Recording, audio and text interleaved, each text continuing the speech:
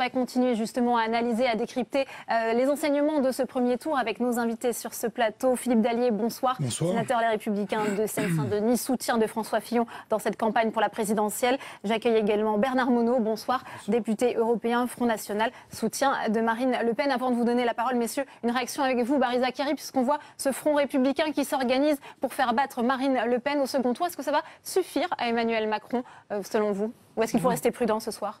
Non, je pense que ça va suffire. Bien évidemment, je pense que ça va suffire. Je rends hommage à tous ces hommes politiques qui ont décidé de soutenir Emmanuel Macron pour le second tour et faire barrage à Marine Le Pen. Je suis troublée par l'attitude de Jean-Luc Mélenchon. Oui. Je suis vraiment troublée. C'est quelqu'un qui est un ancien sénateur que nous connaissons bien. Jamais j'ai imaginé qu'il aurait pu tenir les propos qu'il a tenus ce soir. Je pense qu'il aurait pu dire qu'à titre personnel, il pouvait faire ça, mais que... Et là, il n'a pas dit ça du tout. Comment et cette radicalité que vous soulignez, je pense qu'effectivement, il y a des radicalités des deux côtés, il y a une forme de convergence, de miroir. Il argumente en disant qu'il n'est pas aussi propriétaire des électeurs et qu'il a besoin de les consulter démocratiquement. C'est l'argument de Jean-Luc Mélenchon. Mais à titre personnel, François Fillon l'a dit, à titre personnel, je soutiendrai Emmanuel Macron pour faire barrage au Front National. C'est tout à fait étonnant et c'est tout à fait troublant de la part de... il y a Benoît Hamon qui l'a dit tout de suite. Vous auriez voulu entendre de la bouche de Jean-Luc Mélenchon, absolument. Je m'oppose et je voterai pour Emmanuel Macron. Pour à titre personnel, quitte après à dire je consulterai le mouvement pour avoir un avis du mouvement. Je ne comprends pas, vraiment. Bernard Monod, peut-être une réaction justement à cette position de Jean-Luc Mélenchon. Vous, quelle lecture en faites-vous? Écoutez, je pense que c'est bien qu'il réfléchisse un petit peu avant d'agir. Ce serait d'ailleurs étonnant qu'un communiste et un anticapitaliste viennent soutenir M. Macron. Ce serait quand même le comble. Donc non, je trouve que c'est plutôt bien de son côté. Moi, ce qui m'étonne, c'est plutôt effectivement M. Fillon, qui effectivement, tel le radeau de la Méduse qu'est M. Macron, vient de se rallier et monte sur ce radeau pour tenter de subsister, en tout cas son mouvement. Je pense que ces électeurs doivent en tirer toutes les conclusions. Vous confirmez qu'il y a une porosité des liens, comme évoquait Pascal Perrineau, de radicalité sur certains points, même de programme, entre le Front National et un certain nombre d'idées de la France insoumise? Vous le confirmez? Non, mais quand j'entends M. Macron parler de patriote, alors que lui-même est un mondialiste, et que tous ses actes, lorsqu'il a été au gouvernement, a été justement de faire la grande braderie de la France, notamment avec les entreprises que sont Technip, que sont Alstom, quand on voit le résultat et qu'aujourd'hui il se prétend rassembler les patriotes, c'est quand même un comble. Oui. Alors peut-être justement, puisqu'on parle de Jean-Luc Mélenchon, je vous propose de l'écouter. Il s'est exprimé depuis le Belou Cheeseburger, où il avait installé son QG ce soir. Lorsque les résultats officiels seront connus, nous les respecterons. Je ne saurais dire ni faire davantage à cette heure. Chacune d'entre vous sait en conscience quel est son devoir. Dès lors, je m'y range. Je n'ai reçu aucun mandat des 450 000 personnes qui ont décidé de présenter ma candidature pour m'exprimer à leur place sur la suite. Voilà, retour avec Astrid de Vilaine, justement, dans ce restaurant burger, le Bellucci. Vous êtes en direct du QG, Astrid. Ce soir, c'est quoi? C'est la confusion qui règne, l'hésitation sur ces estimations contestées, puisque Jean-Luc Mélenchon l'a dit à 22 h. Nous attendrons les résultats définitifs. En effet, Jean-Luc Mélenchon ne veut pas commenter pour l'instant des estimations. Il attend les résultats définitifs du ministère de l'Intérieur. Mais tout au long de cette soirée, c'est bien sûr la déception et la tristesse qui ont dominé. On a vu des larmes chez certains soutiens de Jean-Luc Mélenchon. On a vu des embrassades douloureuses, mais aussi de la joie. Surtout quand Jean-Luc Mélenchon est venu saluer ses soutiens restés à l'extérieur de ce restaurant. Il a été accueilli au cri de résistance ou encore nous sommes la France insoumise, car ces militants veulent encore y croire. Ils nous l'ont dit, rien n'est encore perdu. Il s'est passé quelque chose pendant cette élection et tout commence aujourd'hui. Jean-Luc Mélenchon, qui, vous l'avez entendu, n'a donné aucune consigne de vote, renvoyant dos à dos Emmanuel Macron et Marine Le Pen. Il a été très applaudi pendant son discours quand il a annoncé qu'il demanderait à ses 450 000 soutiens de s'exprimer sur ce second tour. Et je peux vous dire que rien n'est encore joué, puisqu'ici, parmi les militants qu'on a pu interviewer, on a croisé des gens qui nous ont dit oui, je voterai pour Emmanuel Macron, d'autres qui s'abstiendront ou d'autres encore qui voteront blanc. Donc vous le voyez, le résultat de cette consultation sera bien sûr scruté dans les prochains jours pour connaître le report potentiel des voix de Jean-Luc Mélenchon pour le second tour de cette élection présidentielle. Merci beaucoup Astrid. Pas de contestation de la part de François Fillon ce soir, Philippe Dallier dans son score. Que voulez-vous que nous contestions? Voilà, les résultats sont là, je ne peux que les regretter. Bon, les Français ont fait un choix. Maintenant, la question est celle, je pense qu'effectivement Emmanuel Macron sera élu dans 15 jours. Avec quel écart avec Marine Le Pen? Bien certain du vote ma chère collègue, je vous invite quand même à être prudent, parce que je pense qu'on ne sera pas dans un cas de figure 2002 et que l'écart sera... Non, en termes d'écart, je n'ai pas parlé d'écart. Voilà, J'ai parlé de victoire, mais je n'ai pas parlé d'écart. Vous avez des doutes sur votre électorat, par exemple, qui pourrait être tenté par le vote Marine Le Pen? Écoutez, il y a eu de tels transferts de gens qui étaient classés d'un côté, qui ont voté de l'autre côté, certains pour voter utile, d'autres pour renverser la table, etc. Moi, je demande à chacun d'être prudent aujourd'hui, parce que il faudra prendre un peu de recul pour mesurer tout cela. Ceci étant dit, je pense que l'écart dans 15 jours doit se situer probablement dans les 60-40. Donc ce n'est pas complètement acquis. Maintenant, au premier tour, on choisit, et au deuxième tour, on élimine. Et moi, j'élimine Marine Le Pen. Voilà, pour son programme économique, ça c'est une certitude, parce que je ne veux pas que la France sorte de l'euro, je ne veux pas casser l'Europe, même si cette Europe a des défauts, et puis je ne veux pas voir un certain nombre de sbires qui entourent Marine Le Pen arriver aux commandes de ce pays. Voilà, donc pour toutes ces raisons, je voterai Emmanuel Macron, la mort dans l'âme, et avec beaucoup d'inquiétude, parce que je ne sais pas quelle majorité derrière pourra gouverner ce pays, et surtout sur quel programme, parce que ça va être une véritable question, mais j'irai voter Emmanuel Macron, parce que j'élimine Marine Le Pen au second tour, c'est bien évident. On passe en le nez, c'est ça? Non, j'irai voter Emmanuel Macron. Guillaume Petit, peut-être des projections, c'est intéressant que vous avez évidemment à votre disposition pour des projections de second tour.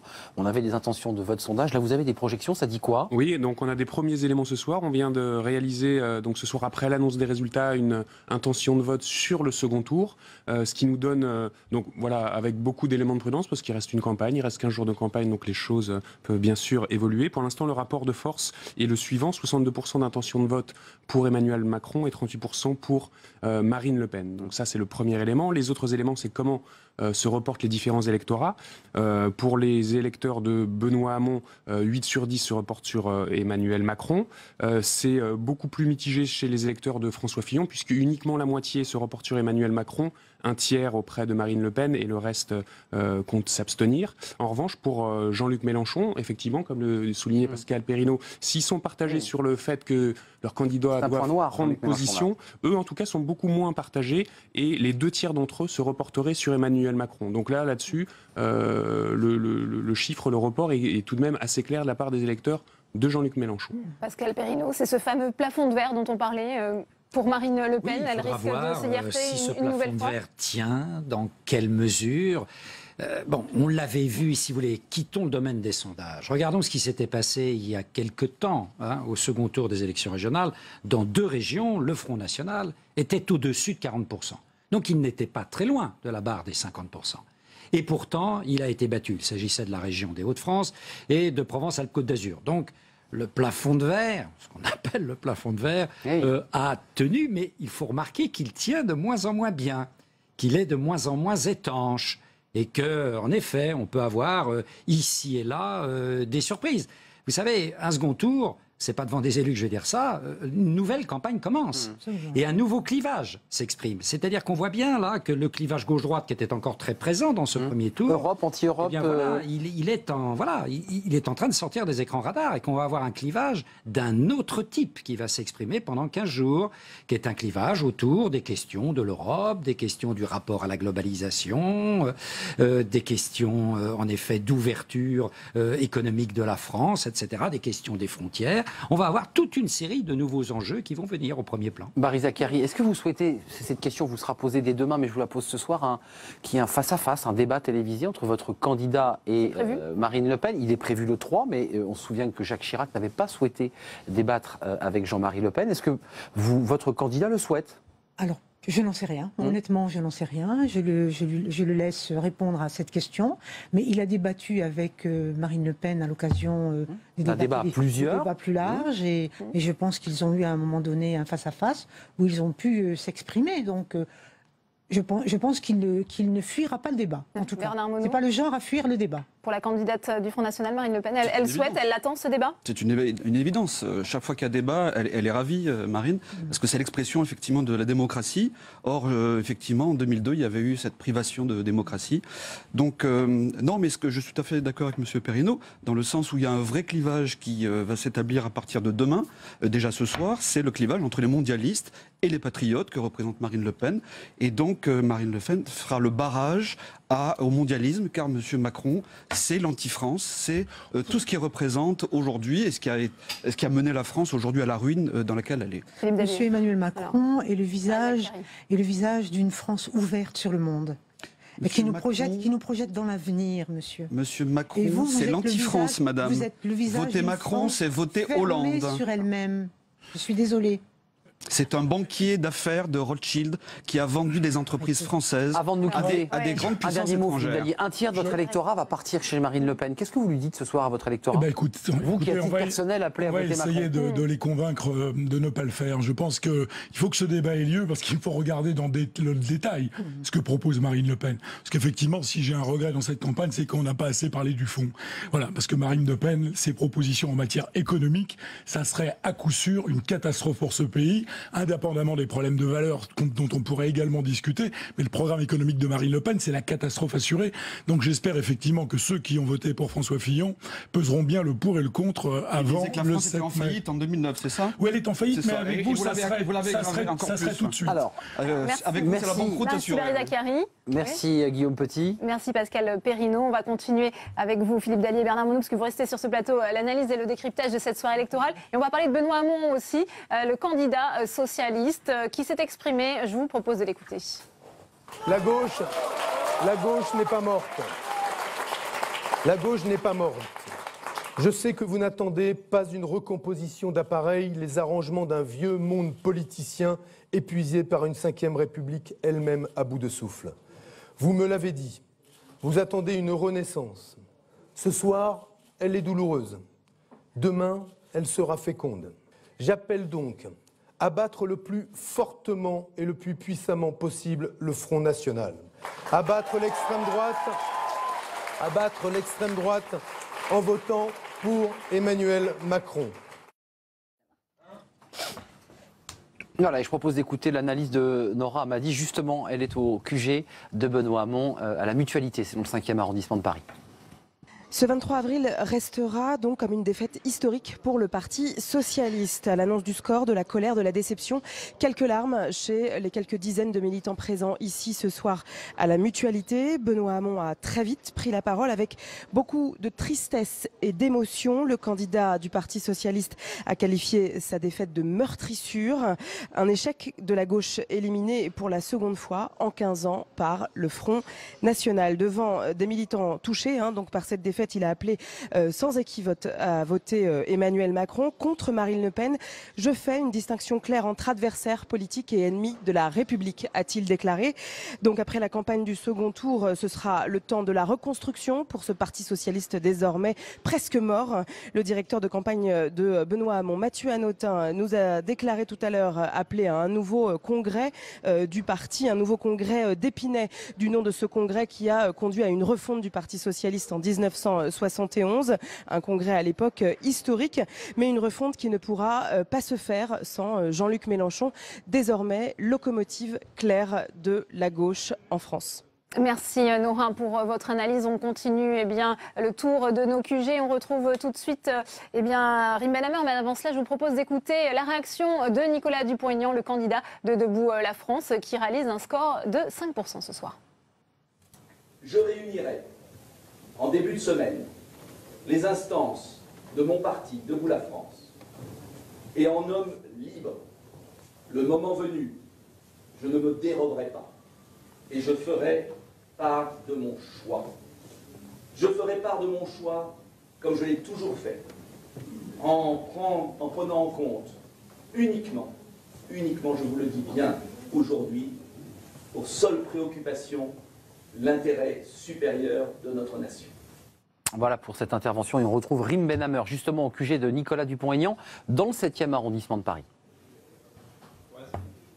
Oui, alors vous le voyez, hein, les militants sont partis, mais tout à l'heure, ils étaient plus d'une centaine et il y a eu de nombreux hurrahs au moment où le chiffre de 5% s'est affiché, des militants satisfaits et surtout, ils savent maintenant que Nicolas Dupont-Aignan va peser politiquement, c'est ce qu'il disait. Et la question est bien sûr de savoir pour qui va appeler à voter Nicolas Dupont-Aignan. Il l'a dit, il ne se défilera pas. Désormais, son parti est devenu une force politique incontournable. Il devrait normalement se prononcer dans les prochains jours et dès demain, il réunira un bureau national ici dans le 7e arrondissement. Merci beaucoup Rim Benhammer. Et on prend à présent la direction d'Hénin-Beaumont où nous attend Saveria Rojek avec une réaction à votre micro. Le maire Front National d'Hénin-Beaumont, Steve Bréois, c'est à vous Saveria.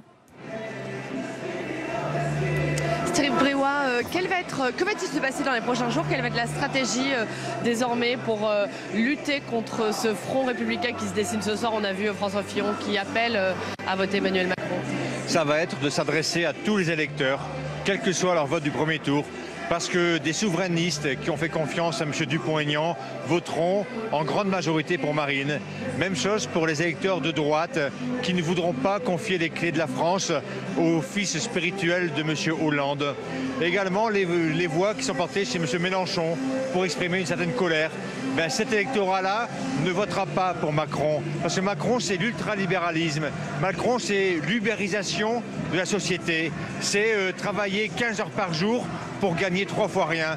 Et donc voilà, ces électeurs-là, Macron aura avec lui le système. Ah, le Front républicain, avec les vieux rabougris que les Français ont balayés, ne veulent plus voir. Ça, c'est Macron. Voilà, le système. Il y aura tout le monde, hein. Les syndicats, les partis politiques en chute libre, en déliquescence, les hommes politiques ringards, ratés qui ont ruiné la France. Tous les has-beens vont appeler Macron. Voilà. Et par contre, nous, on aura une chose essentielle. C'est d'avoir le peuple avec nous. Et ça, c'est fondamental. Et beaucoup auraient voulu avoir justement cette place qu'occupe Marine aujourd'hui, à savoir être qualifié pour le second tour de la présidentielle. Emmanuel Macron, c'est en fait l'adversaire préféré, puisque c'est donc l'incarnation du système.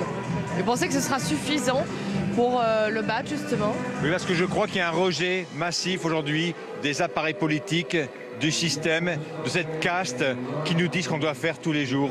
Et Macron incarne parfaitement cette caste. Voilà, donc là, tout le monde va appeler à voter pour lui, ses grands copains du 440, tout ça. Voilà, c'est l'élite qui est déconnectée de la France. Et bien nous, on parle à des gens qui sont majoritaires. Ce sont les Français de la ruralité, les Français des zones périurbaines, ceux que M. Hollande et M. Macron ont jetés comme des chiens, malheureusement. Que va-t-il se passer dans les prochains jours? On parle d'une marche dès demain dans la Somme ou dans les Ardennes, je crois. Alors, je ne connais pas le programme de Marine puisque j'ai fait quelques propositions de déplacement pour demain. Or, j'étais avec vous, donc je ne pouvais pas savoir ce qui a été finalement décidé. Mais en tout cas, elle reste à Hénin-Beaumont ce soir. Nous restons mobilisés ici. Et oui, Hénin-Beaumont, quand même, 47% dans cette ville, c'est quand même assez extraordinaire. Donc ça prouve que lorsque les gens votent pour nous au municipal, ils sont très satisfaits de la gestion des villes Front National. Et donc c'est vrai que ça symbolise un peu le départ, le nouveau démarrage. Et aujourd'hui, les compteurs sont remis à zéro. Donc il n'y a plus de rapport de force. Et on va pouvoir continuer. Souvenez-vous un peu de la campagne du référendum en 2005. Le non était donné perdant et finalement il a gagné parce qu'il a progressivement monté. Donc celui qui a tout à perdre aujourd'hui, c'est pas Marine Le Pen, c'est Macron. Macron a tout à perdre et donc plus le temps va passer, plus nous allons grappiller sur lui pour espérer gagner, comme le Brexit en Angleterre. Merci beaucoup Steve Bréois d'avoir répondu en direct à nos questions. Merci. Merci Saveria pour cette interview en direct de Steve Bréois. Corinne Herel nous a rejoint. Bonsoir, député socialiste des Côtes-d'Armor. Soutien d'Emmanuel Macron dans cette campagne. Merci d'être avec nous.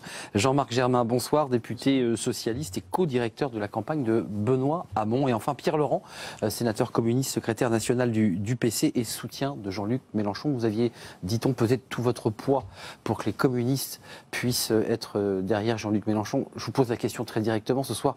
Vous avez le sourire par la stratégie que vous avez engagée auprès des communistes qui étaient un peu réticents à rejoindre Jean-Luc Mélenchon. J'ai un double sentiment ce soir, un sentiment de satisfaction devant la poussée très forte du score de Jean-Luc Mélenchon, qui traduit une progression très importante depuis 2012 et je crois un espoir, la recherche d'une gauche nouvelle très, très important, et je pense que ça aura beaucoup de lendemain. Évidemment, à ce sentiment-là est mêlé un autre, c'est que ce soir, la gauche est éliminée du second tour de l'élection présidentielle. Et nous allons vers un second tour qui évidemment ne peut pas me satisfaire, même si je donnerai et j'ai donné ce soir mon opinion sur ce qu'il convenait de faire pour barrer la route à Marine Le Pen. Mais évidemment, ce second tour ne me satisfait pas, c'est évident. Jean-Marc Germain, peut-être une réaction à ce que vient de dire Pierre Laurent ce soir, justement sur cette gauche éliminée du second tour. Est-ce que vous êtes d'accord? Est-ce qu'on peut considérer qu'Emmanuel Macron n'est pas de gauche, ne représente pas la gauche dans cette élection? Oui, il le dit lui-même, il s'est défini, il a construit son mouvement politique en se disant ni de gauche ni de droite. Donc ce soir, la gauche est éliminée de cette élection, elle ne sera pas représentée au second tour. Et en même temps, nous appelons, et Benoît l'a fait avec beaucoup de dignité, d'abord reconnaissant sa responsabilité personnelle, d'ailleurs bien au-delà de ce qu'elle est réellement. Et quand on est un responsable politique, quand on est un leader, c'est bien de le faire. Mais là, il y a une élection présidentielle, il y a un deuxième tour. Moi, mon fils, il a 15 ans. Et j'ai pas envie qu'il commence sa vie d'adulte avec Marine Le Pen comme président de la République. Et donc, dans un second tour, on élimine, et nous appelons les Français à éliminer Madame Le Pen, parce que la France, pays des Lumières, pays des droits de l'homme, ne peut pas être représentée par le Front National et par l'extrême droite. Vous avez des regrets ce soir, Jean-Marc Germain, avec cette idée que si ces deux gauches, la gauche de Benoît Hamon et celle de Jean-Luc Mélenchon, s'étaient associées, vous auriez fait un score important, peut-être même seriez-vous ce soir au second tour? Pourquoi ça n'a pas été possible? C'est une leçon qu'on doit tirer et qu'on devra tirer dans les heures et dans les jours qui viennent, qu'on connaît d'ailleurs. Hein. C'est de la faute de Jean-Luc Mélenchon qui n'a pas voulu jouer le jeu? Que se renvoyer la responsabilité serait la plus mauvaise manière d'aborder ce débat d'avenir, mais quand la gauche est divisée, elle est éliminée, et quand elle est rassemblée, elle a des chances de l'emporter. Donc ce débat, nous devons l'avoir, mais nous devons nous concentrer sur ce deuxième tour de l'élection présidentielle, et c'est pour ça que nous appelons à voter Macron de manière très claire. Et en même temps, il y a un combat qui va commencer, celui des élections législatives, parce que dans notre pays, il y a une Assemblée nationale, et c'est là où le projet politique va se construire, et nous continuerons à défendre les belles idées qu'a portées Benoît Hamon. Au fond, il est éliminé ce soir, mais une nouvelle personnalité politique est née, qui va compter, qui est extrêmement populaire, appréciée des Français. Et les idées qu'il a portées, par exemple sur le travail, nous sommes extrêmement inquiets des conséquences de la révolution numérique, et nous pensons que les responsables politiques doivent trouver des solutions pour créer des emplois. Notre conversion écologique, les socialistes avec Benoît Hamon sont devenus des écologistes, et le réchauffement climatique, nous le porterons. Sur ce terrain-là, Jean-Luc Mélenchon avait démarré avant vous. Et donc, je termine là-dessus. Il va y avoir, après cette présidentielle, nous souhaitons qu'elle soit remportée par Emmanuel Macron, un combat pour les législatives où nous porterons nos idées. Les Français auront un choix très clair pour l'avenir. Soit ils soutiendront des députés de la France insoumise, des députés de gauche, des députés socialistes, des députés écologiques, pour que ces idées soient représentées à l'Assemblée nationale. Des bâtons dans les roues d'Emmanuel Macron, c'est ce que vous dites dans les circonscriptions, il y aura des candidats socialistes? Moi, vous savez, on m'a appelé député frondeur. Simplement parce que j'ai défendu ma liberté d'opinion, ma liberté de conscience, ma liberté de choix à l'Assemblée nationale. Au fond, j'ai toujours privilégié mes idées et ma fidélité aux engagements que j'avais pris auprès des Français. Eh bien, je prends cette élection législative de la même manière, et je vais me présenter devant les électeurs en défendant les idées qu'on a portées dans l'élection présidentielle, et les électeurs choisiront s'ils veulent que ces idées pèsent à l'Assemblée nationale. Corinne Herel, vous étiez collègue, vous étiez dans le même groupe, le groupe socialiste à l'Assemblée nationale. Alors, soutien d'Emmanuel Macron à la présidentielle pour le soutenir dans ce second tour, et combat dans les législatives, puisque vous allez donc vous affronter. Comment vous regardez cette situation? Moi, je suis auprès d'Emmanuel Macron avec un engagement qui est clair depuis de longs mois. puisque c'est un choix que j'ai fait à la fois transparent et public, parce que je considérais qu'il fallait être en capacité de rassembler des personnes sur des valeurs communes avec un projet de transformation, avec effectivement des personnes qui ont des parcours différents. Ce soir, Emmanuel Macron, il est arrivé en tête de cette élection présidentielle. Maintenant, on a un objectif qui est de gagner l'élection présidentielle et de rassembler le plus largement possible, parce que bien évidemment, il n'est pas question pour nous que la France soit représentée par les valeurs portées par le Front National. Il se présente comme le candidat des patriotes, faut-il le préciser, cette espèce de slogan comme ça. La réponse à Marine Le Pen, c'est quoi? La bataille a commencé. Bien sûr, c'est-à-dire que c'est une différence avec le nationalisme. Alors Bernard Monod, justement, quand vous entendez Emmanuel Macron justement qui se présente comme le candidat des patriotes face à la candidate du nationalisme, des nationalistes. Ça grotesque, parce que s'il y a bien une patriote, c'est Marine Le Pen et personne n'est dupe sur ce sujet-là. Donc bon, il peut tenter effectivement la manœuvre, mais bon, le résultat, je crois que vous allez être très très déçus le 7 mai au soir, tous les trois que je vois en face. Plein de contradictions, plein de reniements de toutes vos idées. Maintenant, vous allez soutenir Macron, le candidat du mondialisme, le banquier de Rothschild. Vous, Monsieur Laurent, qui êtes un anticapitaliste, vous allez défendre un ultralibéral mondialiste. Enfin, c'est quand même aberrant. Voilà, c'est ce que je vous dis. Quant à vous, monsieur, je pense que vous pensez qu'à vos mandats. Voilà, vous pensez qu'à vous faire réélire, à défendre vos prébendes. Ça, c'est la seule défense que vous avez vis-à-vis des électeurs et vis-à-vis des Français. Oui, vous savez faire que ça. Non, mais monsieur, moi, je réponds. Je vais me présenter vos idées, vous les êtes en train de les renier, monsieur. Et vous faites du populisme, vous faites de l'antiparlementarisme. Ce soir, vous savez faire que ça. Vous allez ça, nous n'en voulons pas. Macron, qui est un banquier de Rothschild, qui a vendu des entreprises qui sont des pépites françaises. Il était fonctionnaire aussi, il n'a pas été que banquier. Des Alstom, enfin, il a été à la manœuvre pour vendre Alstom, pour vendre Technique, pour vendre SFR à Monsieur Drahi. Voilà. Et vous allez soutenir un homme comme ça, qui est antisocial au possible. J'ai assisté au débat de la loi Macron. J'ai assisté au débat de la loi Macron dans cet hémicycle. Il y a 2 sénateurs du Front National. 80 heures de débat, je les ai jamais vus dans le débat. Ils sont aussi maires de ils s'appellent Stéphane Ravier et David Rachlin. Donc c'est les premiers dirigeants du Front National. Donc l'imposture du Front National, nous sommes en train de la faire reculer. Nous allons continuer à la faire reculer, figurez-vous, parce que effectivement, non mais on va regarder les résultats détaillés. Vous verrez que les scores que fait Jean-Luc Mélenchon commencent à vous faire reculer dans un certain nombre d'endroits, et notamment dans le monde ouvrier. Et nous allons continuer à faire ce travail pour dénoncer votre imposture. Parce que derrière le discours démagogique que vous tenez, quand on propose comme vous de remplacer dans la Constitution les principes fondamentaux d'égalité et de fraternité par des principes discriminatoires, parce que ce que vous appelez la préférence nationale, c'est inscrire dans la Constitution un principe discriminatoire pour diviser les Français entre eux, ceux qui vivent et travaillent en France. Eh bien, vous tournez le dos à la République. Et nous ne vous aiderons jamais à ce que la France tourne le dos à la République. Nous avons une haute conscience de ce qu'est ce pays. Et moi, je ne suis pas, contrairement à ce que vous dites, en train de trahir mon pays. Au contraire. Et l'histoire a montré qu'entre les communistes et l'extrême droite, on savait où était l'intérêt national. Pierre-Laurent, vous êtes l'extrême droite, monsieur. Ah bon, les déclarations de Marine Le Pen, ma famille a combattu pendant les 2 guerres contre les occupations allemandes. Les déclarations de Marine Le Pen sur la rafle du Veldiv la semaine dernière, pour grappiller quelques voix au premier tour, nous ont rappelé à la vérité du Front National. Pour lutter contre l'occupation allemande. Ne venez pas donner de leçons racistes. Ne venez pas donner de leçons patriotes. Juste un mot sur la position de Jean-Luc. Figurez-vous que les communistes ont sauvé vous avez collaboré pendant la guerre. J'avais une question, Pierre-Laurent. J'avais une question. La position de Jean-Luc Mélenchon qui dit ce soir, j'appelle pas à voter et je ne vote pas pour Emmanuel Macron. Mais je ne donne pas. Moi, je vous ai donné ma position. Qu'est-ce que vous en pensez? Extrêmement clair. C'est flou. Extrêmement clair. Je pense qu'il faut battre le Front National et barrer la route. C'est votre position à l'accession à l'Élysée, parce que je ne donnerai pas les clés de tous les instruments d'État à un parti raciste. Donc c'est contradictoire avec ce que dit Jean-Luc Mélenchon. Avec les extrêmes droites européennes et qui a salué l'élection de Donald Trump et qui est allé visiter Vladimir Poutine.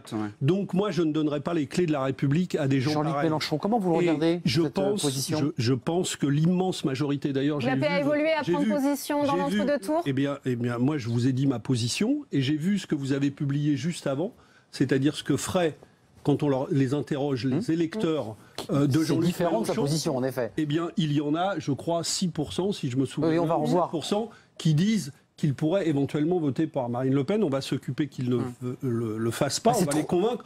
Donc il n'y aura pas d'électeurs de Jean-Luc Mélenchon qui voteront Marine Le Pen en bloc. Je pense que nous ferons barrage à Marine Le Pen. Vous n'en savez rien. Je vois lever les yeux au ciel. Vous êtes surpris de la position de Jean-Luc Mélenchon? C'est quand même intéressant, ou étonnant, ou choquant. Certains élus sur le plateau parlaient même d'actions choquantes, d'actes choquants. Écoutez, moi j'aurais souhaité qu'il soit aussi clair que l'a été Benoît Hamon. C'est pas facile de perdre une élection. Il l'a perdu comme nous-mêmes nous l'avons perdu, même s'il fait un meilleur score que nous. Et je crois que dans ces moments-là, il faut être très clair. Le deuxième tour de l'élection présidentielle, je l'ai dit, on peut voter contre. Et là, il est urgent de voter contre. Et moi, j'appelle les électeurs de Mélenchon, qui d'ailleurs, au début de la campagne, beaucoup étaient derrière Benoît Hamon. Donc on voit qu'il y a quand même beaucoup de choses que nous portons en commun. Je les appelle, même si lui, il l'a pas fait, mais Pierre Laurent l'a fait de manière très claire, à voter contre Marine Le Pen en utilisant le bulletin de vote d'Emmanuel Macron. Et encore une fois, dire cela, c'est là où je suis en désaccord avec vous, non seulement parce que vous incarnez, mais parce que vous essayez de dire que notre vote pour Emmanuel Macron est un soutien de sa politique. On peut faire ce choix de faire battre Marine Le Pen et défendre une politique en présentant des candidats aux législatives. Et vous savez, la facilité... Je ne sais pas si les Français vont bien comprendre la nuance, M. Germain. Pour nous, la facilité pour bien voir la différence entre les patriotes et les mondialistes. C'est tout ce qu'ils vont voir. Et surtout le résultat, le bilan catastrophique de M. Hollande. La facilité pour moi aux législatives, ce serait de voler au secours de la victoire. Ce serait de rallier M. Macron. Ce serait de lui demander l'étiquette aux législatives. Eh bien, je ne ferai pas ça. Je défendrai les idées qu'a défendues Benoît Hamon dans cette élection, même si je dois faire 6% il est éliminé, M. Hamon. Même si je dois faire 6% à l'élection de En revanche, Philippe Dallier, attendez, c'est ça le parce qu'on n'a pas beaucoup entendu Philippe Dallier, je voudrais aussi qu'il réagisse. Je laisse d'un côté la gauche à ce débat. Moi, je voudrais vous faire réagir, puisqu'on a appris aussi que Sens Commun ne donnera pas de consigne vote dans cet entre-deux tours. Sens Commun qui a fait campagne aux côtés de François Fillon. Qu'en pensez-vous? Je le regrette. Pour moi, les choses sont claires. Premier tour, on choisit. Deuxième tour, on élimine. Je l'ai dit tout à l'heure. Ceci étant dit, on verra les élections législatives derrière. Et dans ma circonscription en Seine-Saint-Denis, il y a un député socialiste sortant qui soutenait Benoît Hamon, un candidat qui se réclame de Jean-Luc Mélenchon, et on attend celui d'Emmanuel Macron. Toute la question est là. Parce qu'en fait, vous avez 3 programmes économiques assez différents, je ne vais pas dire radicalement différents, mais assez différents. La vraie question que les Français devront se poser après le second tour le 7 mai, mais quelle politique cette majorité nouvelle, quelle sera-t-elle d'ailleurs? Quelle politique cette majorité conduira-t-elle? Et on est dans le flou le plus absolu. Parce que c'est quand même le grand... Écoutez, je ne souhaite qu'une chose, c'est que non seulement vous perdiez la présidentielle, mais que par-dessus le marché, il n'y ait pas de majorité avec vous à l'Assemblée nationale. Comme ça, les choses sont claires. Mais je suis d'accord, on va le faire. Mais ceci étant dit, ce que les Français doivent regarder aujourd'hui, et c'est la question qu'ils doivent se poser, mais c'est quelle politique en juin 2017? Et aujourd'hui, c'est le grand écart. Et donc les Français vont devoir s'interroger. Parce que de François Bayrou à Robert-Rue, soutenant Emmanuel Macron, il va quand même y avoir des difficultés. Et je ne vois pas Jean-Luc Mélenchon voler au secours de cette politique. Donc je pense que ça va être très compliqué. Le grand écart, c'est vrai que ça lui a été reproché à Emmanuel Macron. On a reproché beaucoup de choses à Emmanuel Macron, mais force est de constater que la démarche qu'il a enclenchée il y a un an, aujourd'hui, il est en tête du premier tour et c'est un acte que chacun doit bien en saisir la portée. Et sur la majorité? Oui, mais je pense qu'Emmanuel Macron, il aura une majorité parce que les Français sont cohérents. Et ils ont mis Emmanuel Macron en tête du premier tour. L'objectif, je le redis encore, c'est cap sur le second tour. Il faut impérativement que Emmanuel Macron ait la victoire la plus large possible parce que c'est une question... politique importante, c'est une question d'image également de la France, que moi je partage absolument pas les valeurs que vous défendez, monsieur. Absolument pas. Ça va être compliqué localement, et l'exemple donné par Philippe Dallier était parlant. Comment Emmanuel Macron compte faire le panorama sur ce plateau, ce qu'il évoque. Emmanuel Macron, il porte un projet de transformation. Il a un projet qui a pour objectif de rassembler l'ensemble et le maximum de Français autour de propositions qui sont fortes, qui portent à la fois sur l'économique, qui portent sur le social et qui a pour objectif de faire face aux grands défis, révolution numérique, défis climatiques et également la situation géopolitique. Est-ce que vous pensez que ce vote utile qui a pu jouer en sa faveur ce soir se reportera, se retrouvera moi, je pense, et je le redis encore une fois, les Français sont cohérents. À partir du moment où ils mettent en tête Emmanuel Macron au soir du premier tour. Il y aura une majorité, c'est ce que vous avez dit. S'il gagne la présidentielle, je ne vois pas pourquoi, autour de son projet, les Français ne seraient pas cohérents et ne donneraient pas la force à Emmanuel Macron pour porter ce projet de transformation qui, encore une fois, aujourd'hui, on voit bien qu'il y a une recomposition politique. Du paysage politique. Et les personnes ont besoin également de changer. Pierre Laurent, j'ai une question à vous poser. Est-ce que vous tendez la main aux socialistes ce soir? Vous avez le rapport de force pour vous. Vous avez fait un bon score à ce premier tour. Les socialistes, en tout cas Benoît Hamon, le candidat socialiste, a fait un faible score. Quel rapport de force vous allez avoir avec eux? Attentivement ce que j'ai dit dans l'année écoulée, je n'ai cessé de tendre la main. Et je fais partie de ceux qui auraient souhaité d'ailleurs que nous allions plus unis à l'élection présidentielle. Mais ça n'a pas fonctionné, Pierre Donc Laurent. il n'y a pas. Non, mais la question reste devant nous parce qu'il va falloir réinventer la gauche sur un nouveau projet. Et je pense que cette question est devant nous. Mais par rapport à la question posée, effectivement, nous sommes dans une situation inédite. Et les élections législatives, et je le pensais depuis un an là aussi, vont avoir cette fois-ci une importance singulière. Parce que c'est elles qui vont dessiner la majorité politique, et pas seulement l'élection présidentielle. Et les lignes idéologiques et je pense que dans ces élections législatives, effectivement, il y a des électeurs de gauche qui ont voté Jean-Luc Mélenchon, en grand nombre. Il y en a qui ont voté Benoît Hamon. Il y en a qui, pensant que c'était le moyen de barrer la route au Front National, ont voté Emmanuel Macron. Mais moi, je pense que rien ne dit la manière dont ils vont s'exprimer dans les élections législatives. Et je pense qu'il peut y avoir aux élections législatives une majorité politique qui ne soit pas seulement le décalque de l'élection présidentielle. Ceux qui ont frondé, qui ont contesté la politique de François Hollande, est-ce que finalement ils ne sont pas un peu responsables de la situation dans laquelle se trouve aujourd'hui le PS? Est-ce que ce n'est pas de la faute des frondeurs? On n'a pas voulu avoir ce débat pendant l'élection présidentielle parce que ce n'était pas le sujet, mais enfin, il faut ramener les choses à ce qu'elles sont.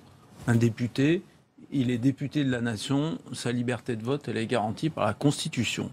Et ce que nous avons dit à un moment donné, c'était que ce n'était pas le Parti socialiste, ni même le président de la République, ni même le Premier ministre qui devait dicter sa conduite à l'ensemble des parlementaires socialistes. Et nous avons défendu cette liberté, elle est essentielle.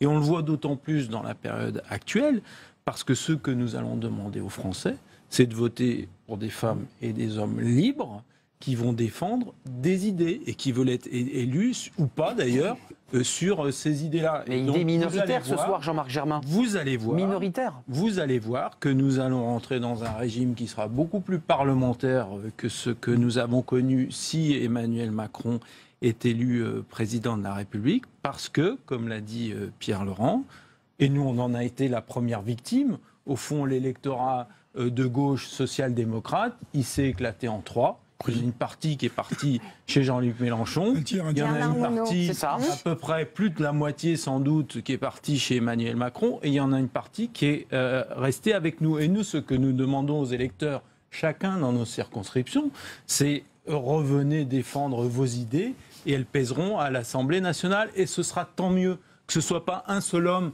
avec son programme qui nous dirait ce soir « rejoignez-moi » ou « démettez-vous ». Mais que ce soit des femmes et des hommes. Bernard Monod. Les législatives, c'est aussi important. En cas de victoire de Marine Le Pen au second tour, est-ce qu'elle aura cette difficulté à se construire une majorité? Ça passera par des alliances avec les Républicains, par exemple? Vous êtes gentil, mais non, merci. Nous ne pas les étapes au Front National. Il a déjà le deuxième tour des présidentielles. Nous verrons dans la troisième manche des législatives arrivera en son temps. Pour l'instant, c'est pas le moment. Pour vous éclairer, Monsieur Dallier, c'est très simple. Le programme de Monsieur Macron, c'est celui de l'Union européenne, c'est-à-dire l'austérité que subit aujourd'hui la Grèce, Chypre, etc. Et nous, c'est un programme de patriotisme et de défense de la nation et surtout la rendre indépendance face aux ils sont les progrès promis aux travailleurs britanniques avec le Brexit. Est-ce que vous pouvez me citer un exemple? Est-ce que vous pouvez me citer un exemple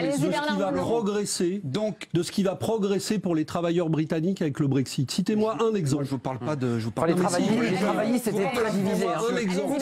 Monsieur Briouat, d'ailleurs, tout à l'heure disait le Brexit, c'est terminé, Bernard Monod. L'intérêt des Français. Voter Macron, ce sera subir, une captation de du patrimoine des Français, de l'épargne des Français, dans les banques, dans les compagnies d'assurance, parce qu'ils vont sortons de l'euro et nous verrons. C'est la garantie absolue. Ils vont appliquer une législation qui existe déjà. J'invite les Français à aller voir sur Internet l'union bancaire et la loi Sapin 2 et voir ce qu'ils vont subir en cas de vote de M. Macron, qui ne sera jamais président, parce que M. Macron sera, s'il est élu par malheur, il sera gouverneur de la province France, et il ira, la première chose qu'ils vont faire, je vais vous dire, c'est d'aller voir Madame Merkel, en Allemagne, pour aller se mettre et se soumettre Angela à Merkel, l'Allemagne.